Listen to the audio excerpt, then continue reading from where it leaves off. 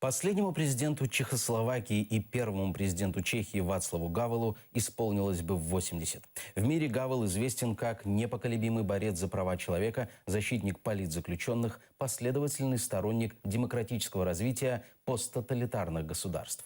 При жизни он интересовался и судьбой крымских татар. В частности, в 2011 году поддержал Международный форум по восстановлению прав крымско-татарского народа.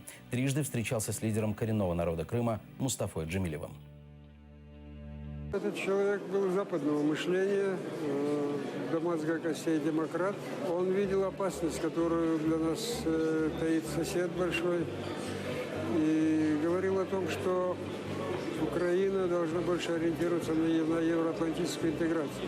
Он живо интересовался проблемами крымских татар, а мы как раз в то время говорили о необходимости создания Всемирного конгресса по обсуждению этой проблемы и просили его поддержки.